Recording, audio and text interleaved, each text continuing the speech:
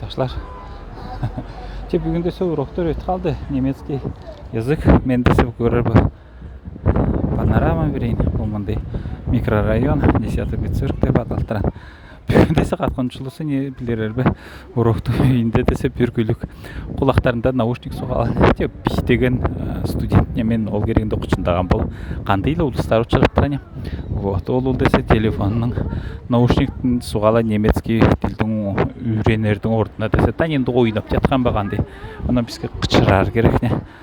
Ол киши энди укпай турат, анан улайды да упражнение етер туштатса кача айтыран сте вот сен Кудермеков кычырып мындай предложение десе мен кычырып жатырмын нечма, а онан баса студенттер бар. Индиянан келген, Афганистаннан, башка жерлерден. В общем, ол десе биштеген студент десе все время не в попад не та энди жастыра кычырып.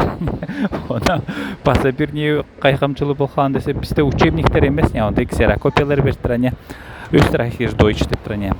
Настоящий австрийский, немецкий, не диалектный, не бундесдойчный, не немецкий, не онан катканчысы десе, оны, допустим, gesagt деп не, gesagt деп айттырат, сказал деп не, оны эмесе баса башка не, оны ол эмесе баса бир мындай те көрөр болот жарашымда. Machen деп нечма, делать деп не, gemacht деп эмес, не, мындай айттырат не, mach ma schon деп не. Оны улайла ма деп айтылган кийин, не. Это означает wir деген, мы деген. Это то же самое, ну как улаганның улысы десе ма деп айтылып турат, онун те түңейне, вот. Ошто ондай соолум урок болду көрөр бул Австрия.